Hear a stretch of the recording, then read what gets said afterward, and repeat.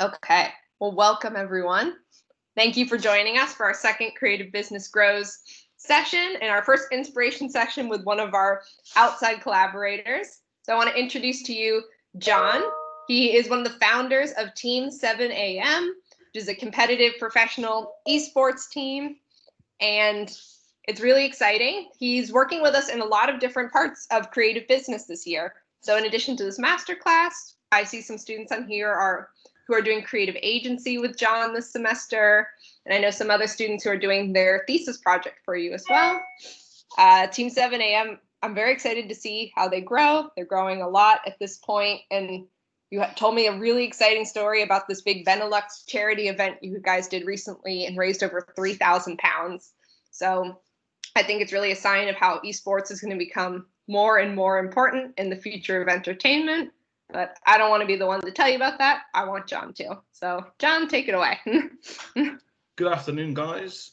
Right, I've got a few slides to go through first, and then we've got plenty of time for some questions and answers afterwards. I've already had some fantastic questions through, so looking forward to getting through those, which will probably take more time than the slide. So we'll hop straight into the slide, and then any we've got, we can go through those later. Right, okay, let me work out how to do this then.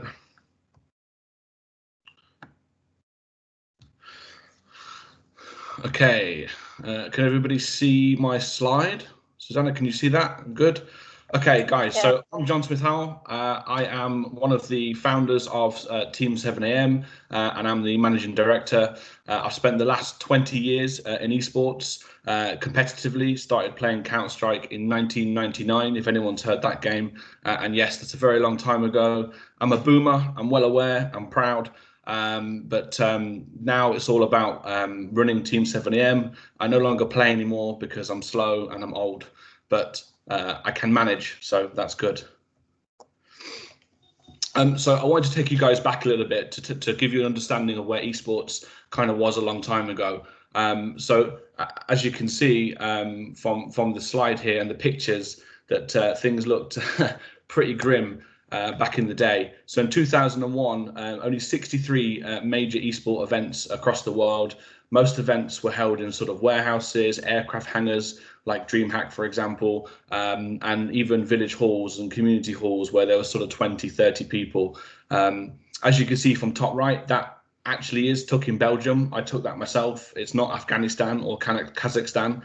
We did play there, and it was cold and the floor was very hard. But that is kind of where esports began, and you know we love doing that. It's just such a nice place to be.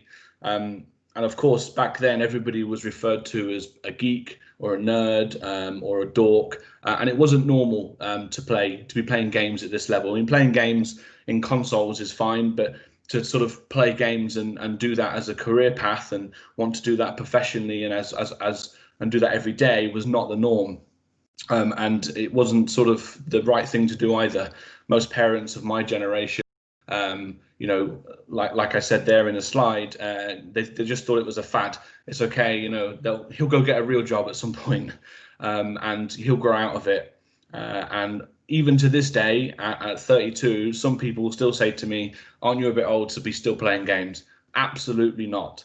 There's nothing wrong with playing games and doing something that you love and doing something that you're massively passionate about. And as you can see at the bottom there, out of those 63 major events, the prize pool was only $900,000, which sounds a lot of money, but split between 63 major events, that's not a lot of money at all.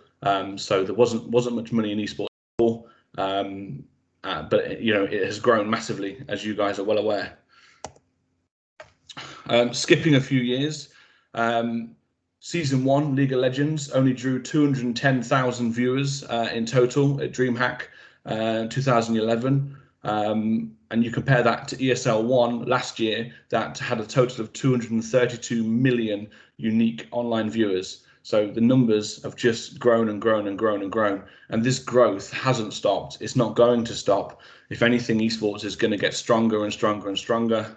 That picture there is from Copenhagen Games in 2014, I believe, where League of Legends was really starting to pick up pace. and become one of the top games. Before that, it wasn't really a huge game competitively. It wasn't competing with the likes of Counter-Strike or Call of Duties, etc.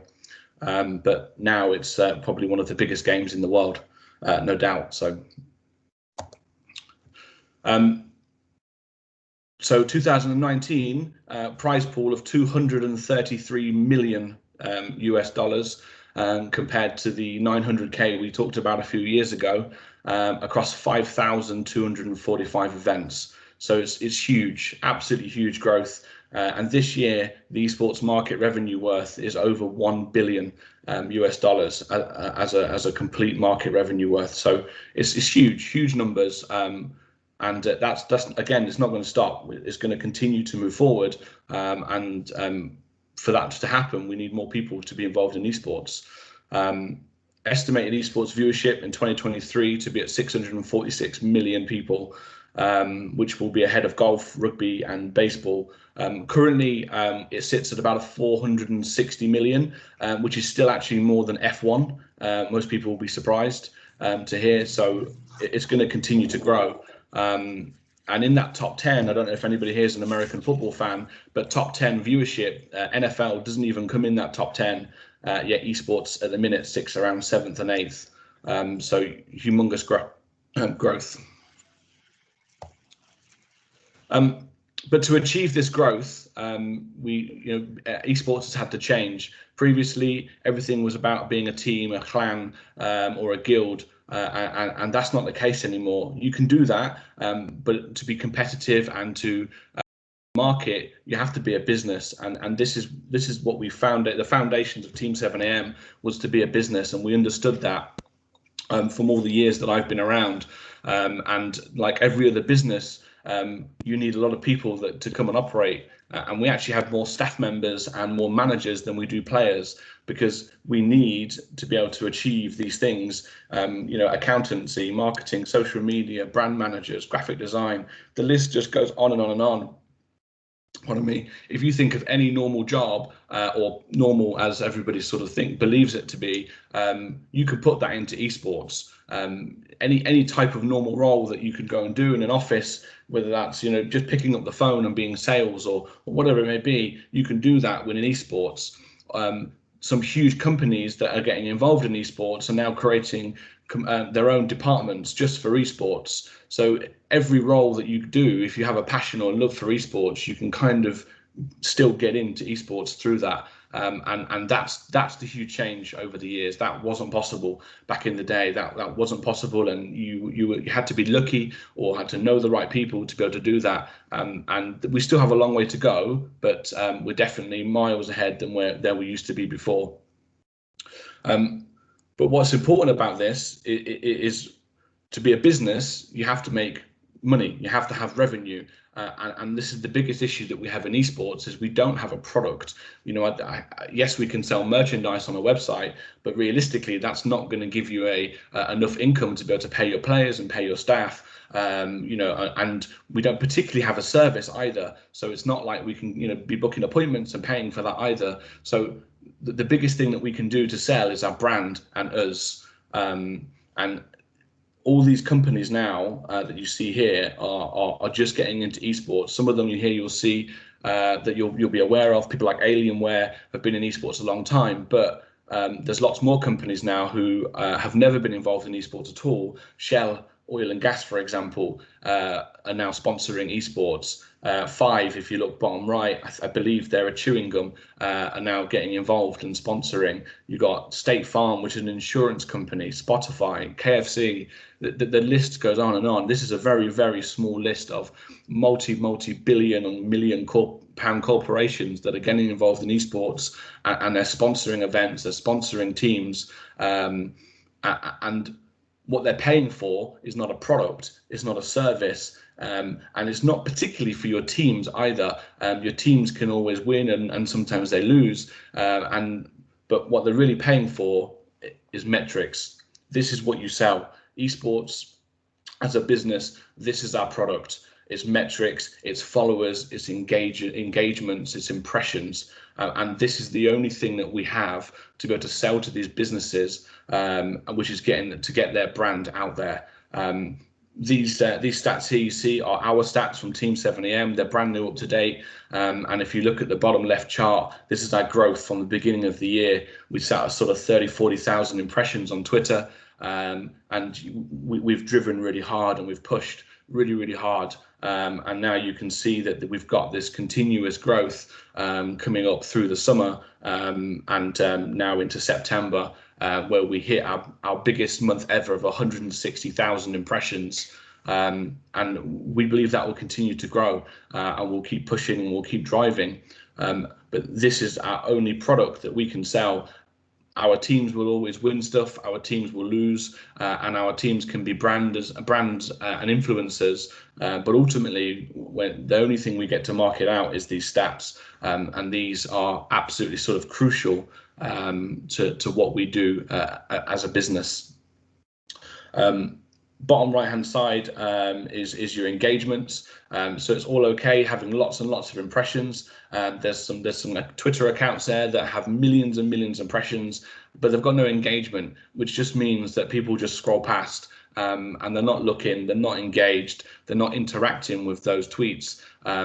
So those two stats, the impressions and the engagements, they're the most important of all, because it means people are looking at your tweets, they're engaging, they're interacting, they're getting involved. And on average, most Twitters sit at about 1.7% engagement rate, with the highest considered excellent above sort of the 3 to 4% mark, which we have hit many times. But on average, we sort of sit at 2.4, which is very good. However, we are already in the process of looking into how we can increase that. How can we more engage with our supporters, our community, and our fan base? And that is what is at the heart of Team M, is being able to get involved and talk to our community and make them feel involved with us, which is why we ran the Benelux Charity Showdown, which Susanna mentioned, and we raised well over £3,000, which was fantastic, and it was an amazing event.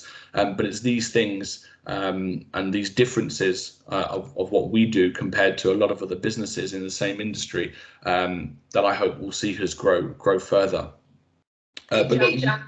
Sorry? I'm curious, can you share a bit about the channels that you use as Team 7am? Because you were saying that the type of channels that really make a difference in esports aren't necessarily the same ones from other entertainment industries. Yeah, absolutely. So number one is Twitter.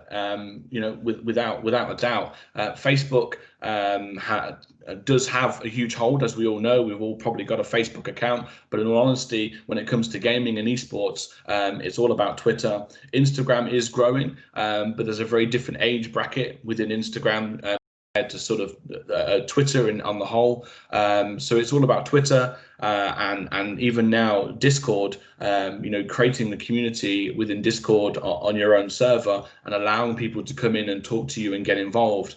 And this is growing hugely as well.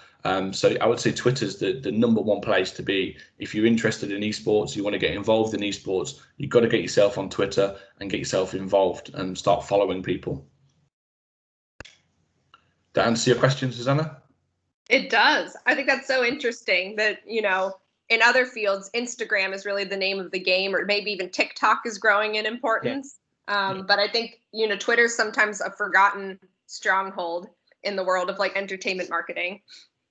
Yeah, Instagram is huge. I just think that from our experience, that Twitter is just so much bigger from an esports perspective, and everything that happens within the gaming industry, from the world professionals to the amateurs, happens on Twitter. The games, the results, the content, it all goes out on Twitter, and not really. I think it goes out on Instagram because people want to make sure that everybody can see it, but ultimately what they really are driving, the traffic driver, is Twitter. One of our students wants to know, What about Reddit? Is that a big platform in the world of esports? Reddit is huge. The problem with Reddit is you don't know what's real and you don't know what's not. There's so many people on Reddit, and it's and because you can be who you want to be on Reddit, and I guess you can be on Twitter as well. You don't know really what you're following, and you don't know what's correct. But Reddit is huge, and if you've got a question that you don't know about in esports, you go to Reddit. If you are recruiting somebody for a team or for a position, you post on Reddit. Reddit is also a massive platform on the esports industry as well. Another question was, we have a couple more just on this topic before we go on to the next slide. A student wants to know about the role of Twitch, and then another wants to know about, how you designed your own website and like how important that was in your marketing process. So Twitch, no doubt, is obviously now the biggest streaming platform in the world, and they've done a fantastic job at bringing everybody together. And I would say that being able to stream games is one of the biggest game changers in the esports industry over the last sort of 20, 30 years. And I was surprised at the shift of people from playing games to watching games. So because I kind of started at the beginning, I was very reluctant to be able to watch people play. I'm like, why would I watch people play a game? I want to play the game. I don't want to watch people play. And that shift came in very quickly. And now, you've got people that literally work full time streaming, and they earn a lot of money doing it as well. And they're entertainers, and people donate and they subscribe to them. Twitch is humongous, and it's just as important when growing an audience for yourself that you get yourself on Twitch and you stream and you find your own personality. And you just have to do all of these things almost at the same time and continue to drive and push. And it's difficult, and you need a big team and a great team around you to do that, which I believe we have at 7 a.m. Which is why these stats are so good, because we do the right things. Yeah, and we have a question, I think maybe last one on this topic. We had a question from Isabella who wanted to know, let's say you're starting your own esports organization. Would you recommend focusing on your website and Twitter first, or is there another channel you think is vital for that? So Twitter, yes. Website, yes. You need a website because you need that presence. However, it isn't the most important and most crucial thing of building an organization. You do need one because if you want to market yourself out and get support from sponsorships, they will want to see, some presence on the internet, on the website as well. On average, we get about 2,000 visits to our site a month. We built our website through WordPress. You can do it really easy, guys. It's you don't need to be a developer. You don't have to sit there writing code. There's thousands upon thousands of free templates out there, or some sort of premium templates that are only going to cost you sort of 30, 40 euros. I would grab one of those, jump on WordPress, and just have a play. But get yourself out on Twitter. Don't follow thousands of people, because people see that straight away that you're farming followers. Let it grow naturally. It takes a long time and it gets frustrating, waiting, and I felt that. Don't buy followers either. People aren't stupid. You can be checked that you've brought your bots, and it's very easy to do that. And as companies are starting to get more a better understanding of social media, they're also starting to check this. So if you're having a good conversation with a huge company, and all of a sudden they check that your 8,000 followers and 6,000 of those are bots, well, good luck getting your sponsorship, because and these numbers that you see in front of you won't be there because these people aren't interested. They're not engaging with you. They're not looking at you. So your numbers will be rubbish compared. And we only have 456 followers at the minute, yet these numbers are so much bigger, purely because they're real followers and we engage with everybody. That's so interesting. Thanks, John. No worries. So look, guys, as I said, you can all help me. You can all help Team 7 AM grow these numbers. And by doing that, you need to follow us. So, you've all got phones, you've all got laptops. After this, please jump on Twitter, jump on Facebook, drop us a follow, and if anybody feels like they want to get involved, then reach out to me. I think Susanna put my email address on the initial invitation. If you've got some questions that you want to be answered out of here, I'm more than happy to take some time and answer those questions. Use it to your benefit, use my experience, and get the answers to anything that you need, really. That is the end of my slide. So I think what we'll do now, guys, is we'll go through some questions that have already been sent. I've got 8 questions that have been pre-sent to me by Susanna, so I'll go through and answer those first, and then once we've done those, if anyone else has got any sort of questions, then feel free to sort of jump in and ask away. So first question is from Daphne. Sorry if I can't pronounce your name correctly. The question is, digital online multiplayer games have enabled players from multiple countries and time zones to team up and compete in leagues. I used to be a team leader for a game that had to be played with 6, and including mercs, that would mean I would have to manage up to 9 people from all across the world. Apart from a chat, Discord, and a spreadsheet, Google Drive, are there any noteworthy tools, models, or concepts that a team manager / leader would want to use to make everyone's life a bit easier? In all honesty, there really isn't. I think you've hit the nail on the head. Discord and Google Drive is your best bet. We use those. So we have 2 Discord servers, one public where our team sit and everybody else sits, and we have a private Discord server for management where we can sort of deal with anything that we need to, have any private chats, talk about what we're going to do in the future, and then we have management meetings there as well. And everything else sits on our Google Drive. Everything from documents to pictures to even schedules and our analytics from our team's gameplays, they all sit on Google Drive. I don't think there's anything better out there really than those 2 bits of software to do that. Question 2 is from Cass. What do you think of the current public opinion of esports in the mainstream media? Should this be changed, and why? It's a fantastic question, Cass. I think the current public opinion of esports is now completely split. I think some people are sort of my generation understand esports because we kind of grew up with it, and I think they're happy and understand that it's a norm. I still don't think that they believe it's a viable career path. My parents and my parents' generation, they are still stubborn and still stuck in the 80s, and it's absolutely not a career path you should be taking. And they don't think that you should be doing gaming. And like I said before, when are you going to stop playing, and when are you going to grow out of games? So I think the public opinion is very mixed. In terms of the mainstream media, well, unfortunately, they just tend to follow the juicy stories. So we don't really get to know their actual opinion. What I would like to see is that esports being a viable career path. So when you're at school and you're in your last years before going to college and university, and you sit down with your careers, we should be talking about esports. We should be talking about what paths there, what career options are there. If that is your passion and that is your love, then why not? We support football and all the other sports at that lower level. If you want to be a footballer, they'll make excuses for you to go and train if you're picked up professionally at a young age. So why not do that for professional esports? And I think we are getting there, guys. We really are.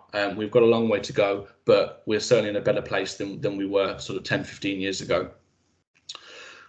Question 3 from Tejas. What are the requirements to apply for your League of Legends team? So first of all, it will come down to your rank. So you really need to be sort of hitting Diamond 1 or Master, and then it comes to your experience. What sort of experience have you got playing at a competitive level? Really, then it comes down to you and your personality, and do you fit in our team, and are you a team player? So these are the important questions that we ask at an interview stage. So if you feel that you hit me up afterwards, and let's have a chat. And if you don't fit Team 7am, then let's find you a team. Question 4 from Bart. How do esports players motivate themselves to play the whole day? Honestly, passion and drive. That's what it comes down to. If you're a football player, the first thing you do when you wake up, you go outside as a kid and you're kicking the ball around and you're doing kick-ups and you're just playing around, and it's the exact same. What drives you is to want to succeed, and you want to be the best that you can be. And to do that, you have to continue to play.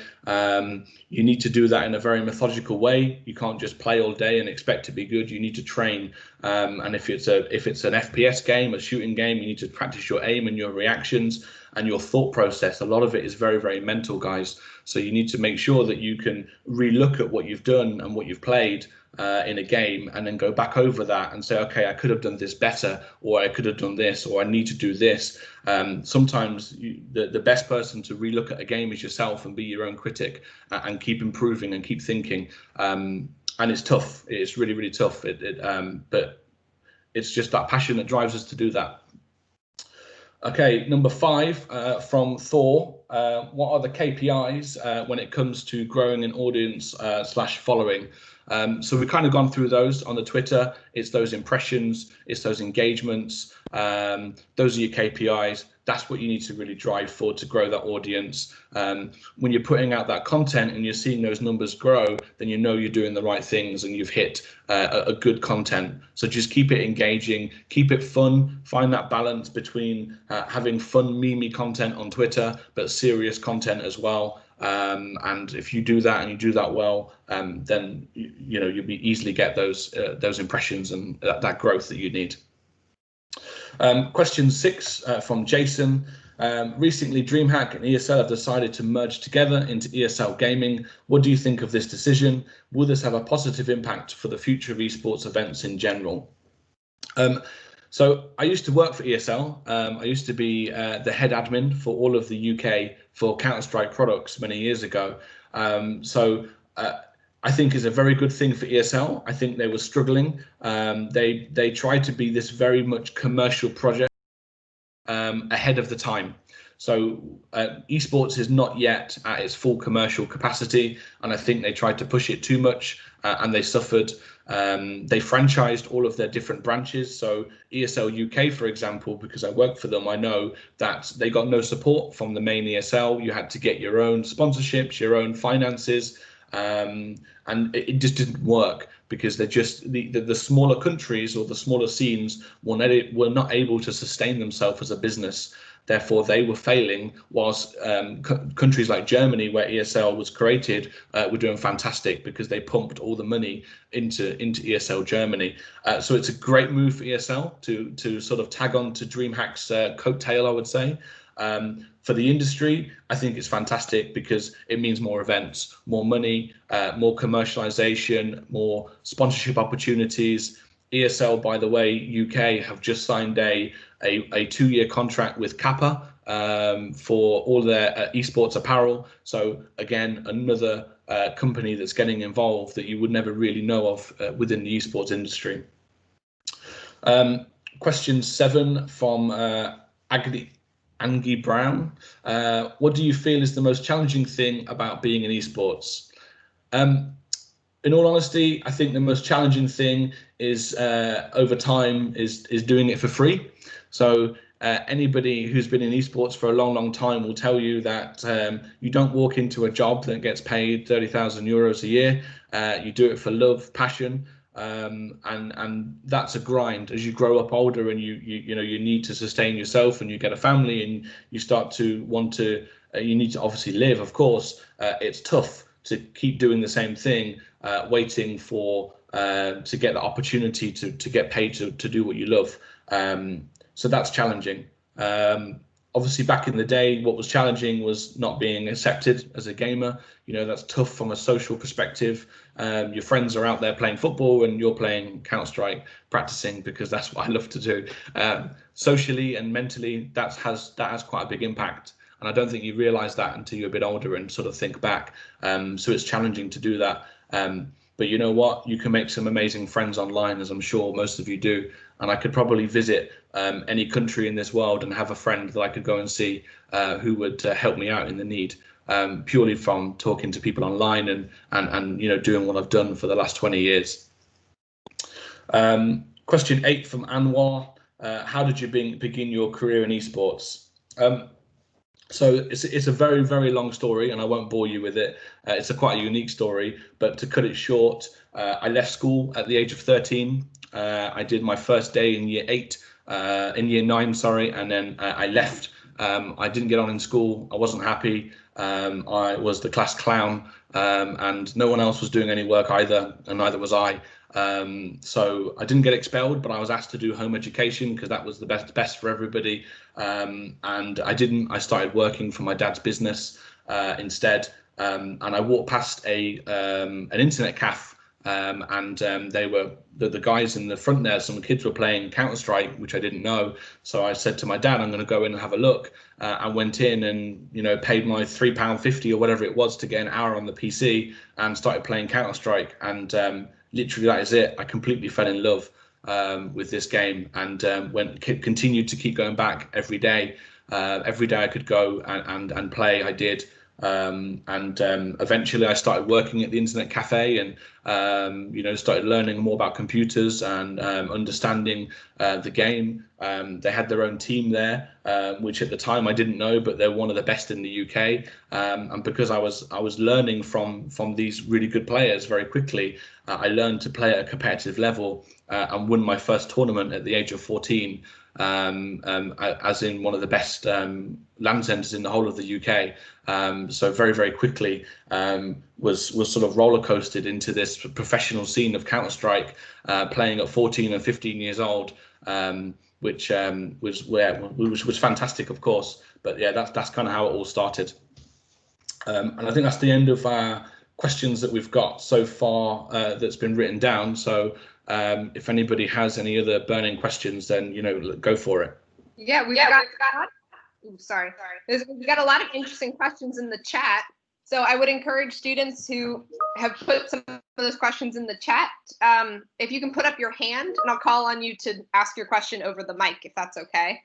So Michelle, I see your hand went up first. So if you want to go ahead and ask your question. Yeah, sure. I checked your website and I saw a Valorant and League of Legends team. Yep. And personally, I play PUBG and Apex Legends competitively. So I was wondering how you actually decide what games you enter and which you don't. Because, for example, Valorant is very new and still establishing. So I wonder why you would enter that and not other games, etc. So, yeah. I guess it comes from comfort. So the other co-founder of 7am and the other managing director, Yoni, he is a League of Legends player and he plays competitively and plays for our main team.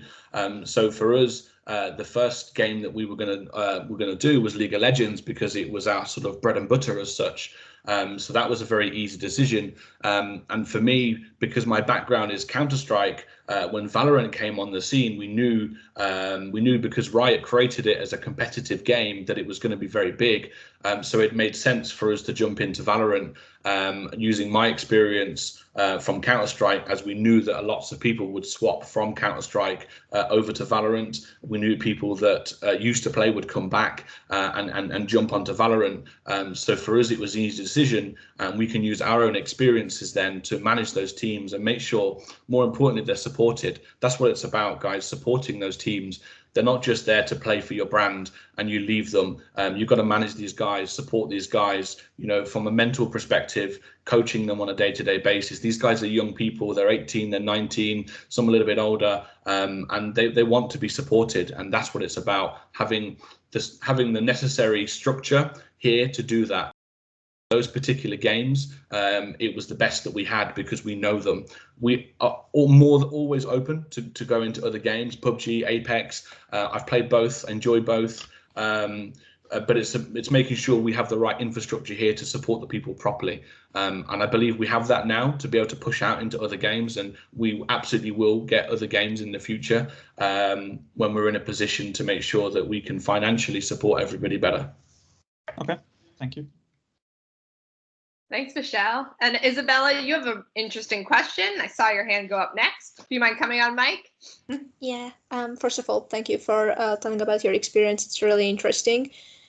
So we talked a lot about esports, like the professional side, but I would be interested in your opinion. Is there like a career opportunity based on like the social side of gaming, like providing a pool to players and so on?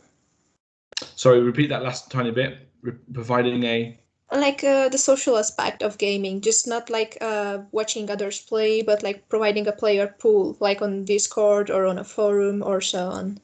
Absolutely. So we have a social manager, a content manager, brand manager, Izzy, who her sole entire job is to provide content and to be on social medias and to talk to people and create those unique content. Absolutely, yeah, we any organization would want somebody that's interested in those topics, and we need to make sure that we can create that community feeling whilst maintaining our professionalism as a business. And it's a really tough balance, but we need those people that do that. Absolutely, yeah. Great, thank you. You're welcome.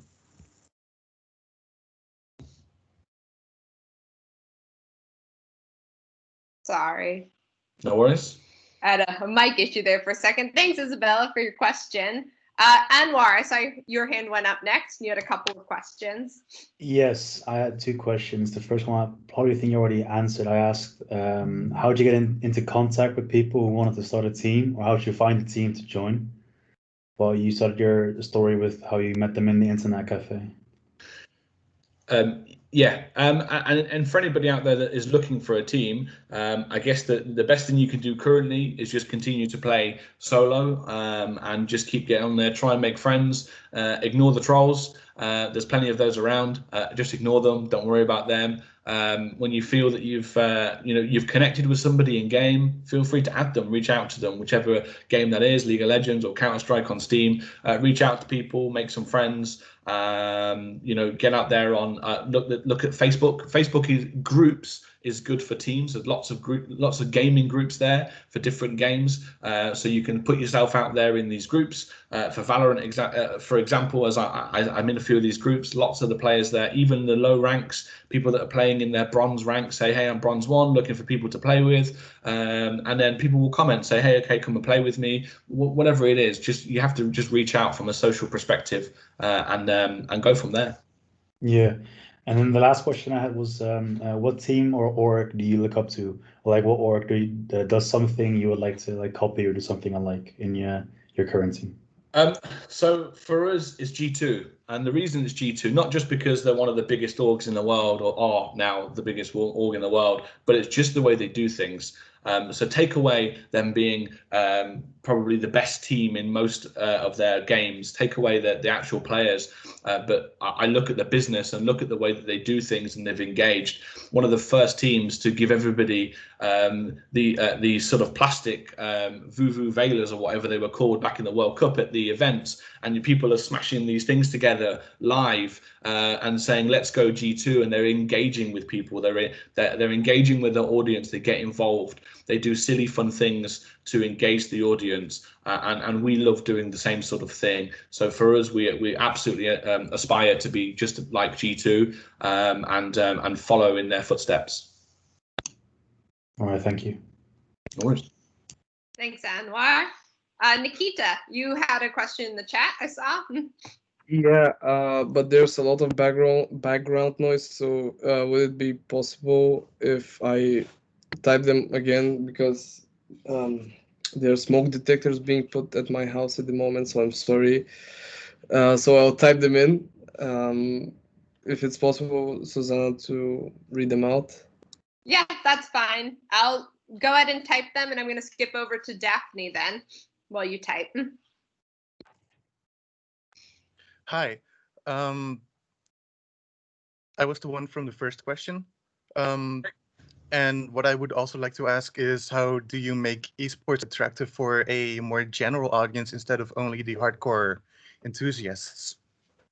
I think that's a really good question. I think that's really tough because that's a really good question, to be fair. I think it's really difficult to do that. it's really hard to branch out for everybody. I guess what you could try and do is do something similar to what Team 7am is doing, is kind of make a bit of a brand that everybody feels that they can kind of get involved in, and just not push people away. I think you would hard to find it from the beginning, but I think it's what you do and the way you act as a business that would define whether you are people only who are hardcore fans that would get involved, and people who have very little interest in esports could get involved. And I think it's how approachable you are, which would define that. Okay, thank you very much. No worries. Tough question.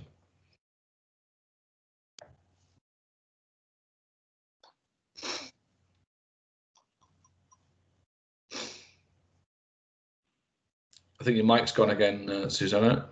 I know, I should just leave it on. It's every time I go to click to turn on my mic is when someone's like comment and pops up, and then it's fine. You know, not the most technically savvy here, but Nikita just typed in his questions, so I'll read those out to you. Okay. Wanted to know, do you think the EU has a chance at the Worlds 2020? And the other question is, do you think that Valorant's hype might die? Okay, so EU at the Worlds, yes, absolutely. You know, I think G2 are going to take it. So yeah, Europe, the European market is so much stronger than it was a few years ago, especially in League of Legends. Counter-Strike followed a very similar sort of path, and the NA and the Asia were very strong, and then very recently the European market again has continued to push and go beyond everybody else. So yes, Europe will be victorious. And the Valorant hype, no, I don't think it will. I think it's going to grow. I think Valorant will become the biggest FPS game ever, and eventually it will overtake Counter-Strike. What Riot have is this continuous method of updating their meta. Counter-Strike, unfortunately, have been a little bit lost. They don't get many updates. They don't change the meta of the game, which allows people to really think differently, and Riot do that very well on League of Legends. Of course, there's always issues, and not everybody's happy with all the changes, and that will never change. But the hype will not die. They are pumping money into this game, and it will be the biggest FPS game in the next sort of few years. That's really interesting. Thank you. So, and then Tyjas, tell me if I'm saying your name wrong. You have your hand raised. If you have a question. Maybe you don't. Right, yeah. I'm sorry, I didn't unmute. So I guess thank you for doing this. I have a few questions. Sure. So let's say if I was to get into some organization, how would you like to be approached for me to get experience in the esports field? So for how you approach an organization to get in? Yeah. How would you like me to approach to you? So I think you just reach out. I think you need to be confident and just reach out on Twitter, either in DMs, or if you can see their Discord, hop in Discord, find somebody that looks like they are in control. Our Discord, for example, is set out within management, so it'd be easy, but not everyone does that. That you believe is the right person, and ask the question, hey, I'm looking to get involved. Who can I speak to? Could you point me in the right direction, please? And then when you get hold of that person, just let them know what you want. What experience do you have? What do you want to learn? And more importantly, just be honest and be passionate, and let people know that you want to get involved. I don't think anyone would turn someone down who has some passion to succeed and to improve and to learn. Well, I don't believe you should be turned down if you have that. But just be confident in your approach, and just jump in and try and talk to people. All right, reasonable. Thank you for that. And another question. I guess as much experience as you have, how would you manage rage, tilt, and staying PMA as much as possible?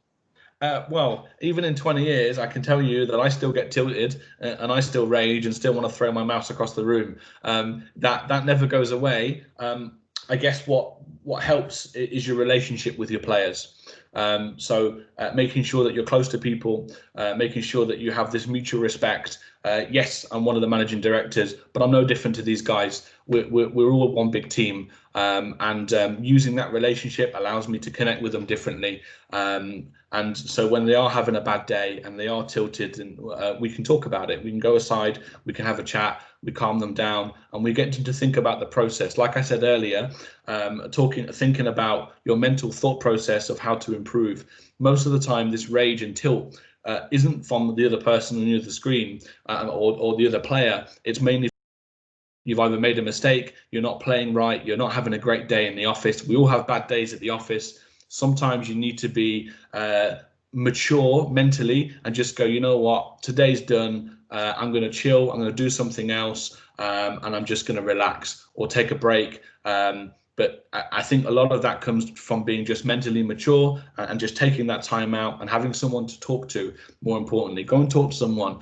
I tell all the guys, come and shout at me, come jump in the room, scream and shout at me. That's fine. Then let's talk about it. Let's move on. Back in game. All right, that's some great management. Thank you very much. You're welcome. Thanks for your question, and I can relate to that advice. I'm not an esports player, but I can certainly say that rage control matters when you play other things like tennis too. But yeah, Cass, you have a question. I saw your hand was raised. Yeah, hi John, lovely to see you here as well. I have two questions that I think are quite interesting. Because Team 7am, you obviously have players and you want to use your players, that sounds odd. You want to push your players to be liked or to have a certain brand almost. How do you push these personalities as a organization? So I think it comes down to selecting the right people from the off.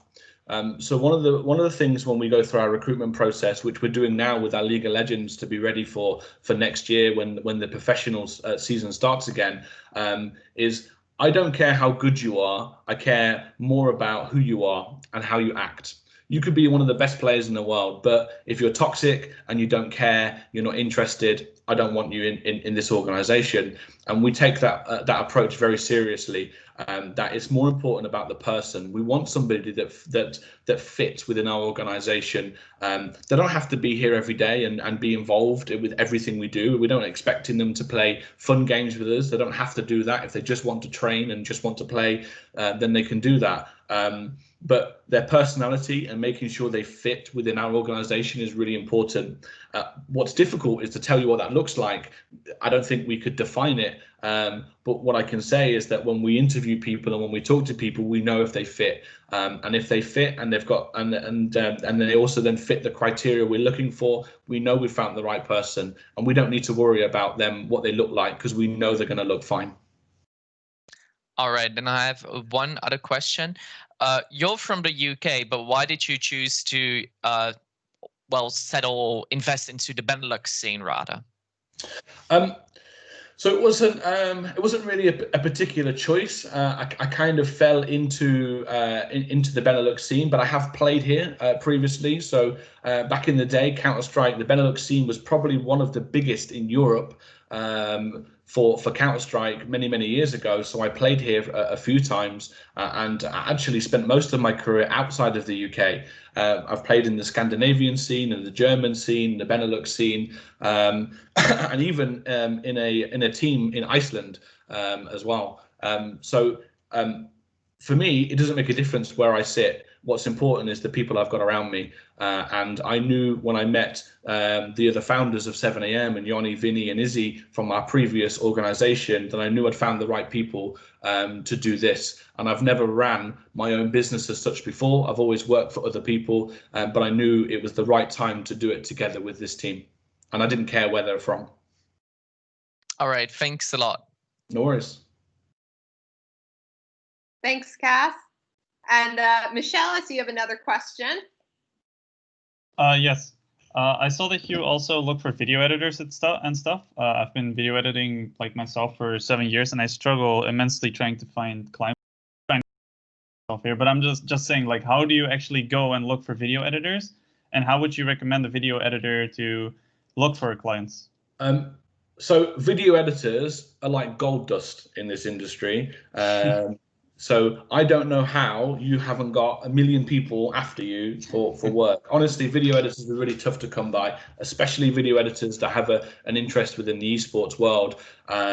So Twitter, get involved in Twitter. You're going to have to do some free work. Like I've done for many years, and I'm still doing now for 7 AM, is doing work for free. Obviously, I know Cass casts, and he's an esports caster. He also does a lot of work for free to prove and to show the world what he's capable of. And then, quite rightly so, he earns the right to then say, okay, but I'm not doing it for free now. I want some cash. You've seen what I can do.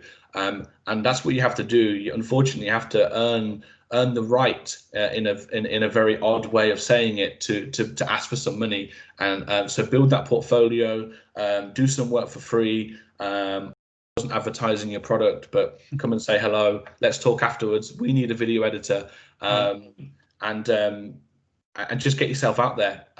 Just make random stuff for random people. Put it out on Twitter. Tag them in it. Okay, thank you. No worries.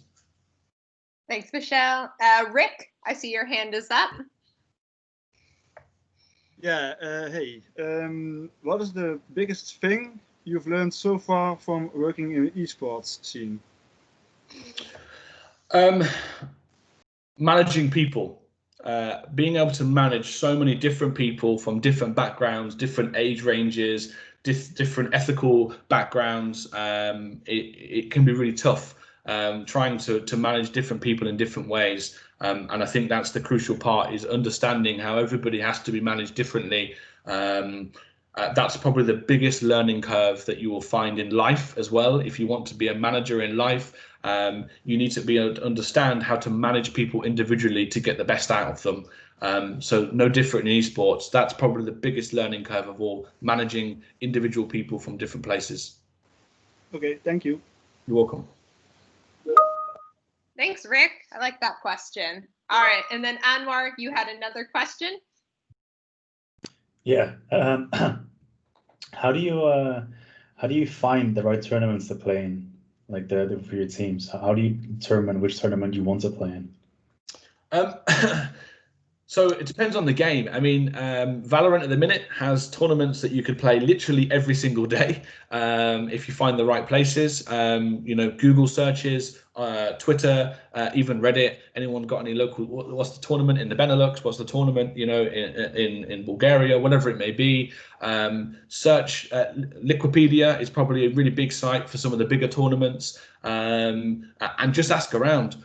Go in Discord servers and ask what events are going on. But in terms of choosing the right one, I guess it depends what you want to achieve from the tournament. So if you just want to play for fun, then just hop into any tournament that's for free. If you believe that you've got what it takes to go and compete, then go for those tournaments that have got some prize money. Keep pressing on and keep learning from your games. I think there's a tournament out there for everybody, really, depending on what level of play you want to go for. Kaiser League is also a very, very good place to go for lots of fun tournaments as well.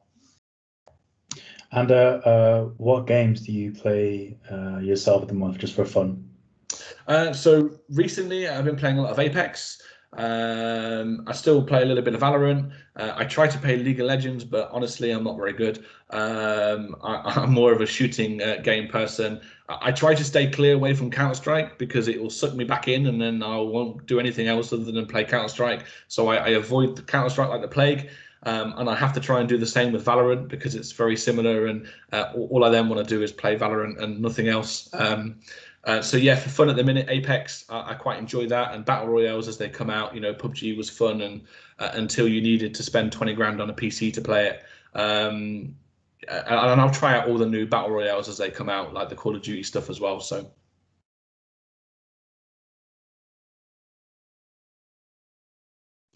Thank you. No worries. Thanks, Anwar. So yeah, I actually had a couple of questions myself to sort of round things off. I'm an event planner by trade, so the whole tournament side of esports is really interesting to me. You talk to me a bit about what is that process like? Like, do you typically just enter tournaments, or do you ever help to plan tournaments as a team? And what are kind of the logistics behind that? So currently with good old Corona, it's very easy because everything is online. So it's as simple as just registering your team and pressing the big sign up button, and then you're pretty much ready to roll. In terms of going to LAN events, offline events, then of course there's much more involvement in terms of logistics, making sure that you get people there. The first question that you want to know is the PC a bring your own computer, or is the PCs there for you to go and play? And the answer to that question normally determines whether you can go or not, depending on where you live. You know, I would strongly recommend not shipping your PC on a plane. We've all seen the videos online of them throwing suitcases around. So I would strongly advise not doing that. You can always rent PCs most of the time from these big events. So logistics of obviously getting people there, whether that's flights or travel and accommodation. Yeah, the first thing to do is to plan. You've got to, like every event, you need to plan what you're going to do, when you're going to go, when you're going to meet. You know, and when everyone's going to get home. And from an organization perspective, that's what my team manager's job is. Every team that I have here have their own dedicated manager, and their job is to make sure that all that stuff is covered and the players do not have to worry. They just get told, be there at this point and we will do the rest. Their job is to play, and play to the best of their ability. So we take everything else away from them. All right, that's really interesting. I'm also curious, you showed an interesting list of roles that you see as being, you know, growing more and more as being necessary in an esports company. So what is your dream team on the business side?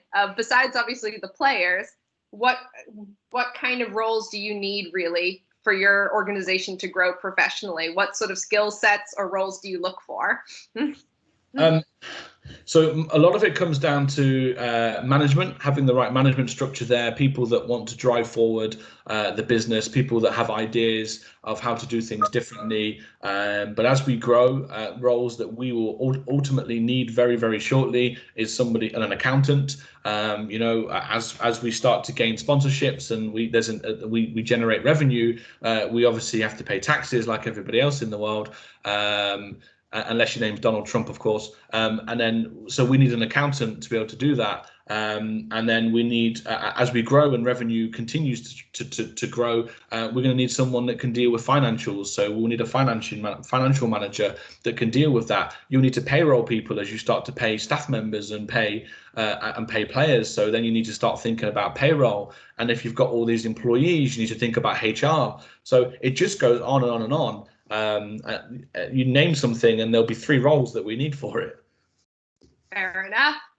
Well, that's really interesting, and we're at the end of our time. Before we sign off, I thought it'd be nice to take a picture again as a group. So if you're comfortable with your camera on, it'd be great if you could turn it on now. I'll give a countdown, but I'm going to do like a gallery setting again. If you don't want to be on social media, that's fine.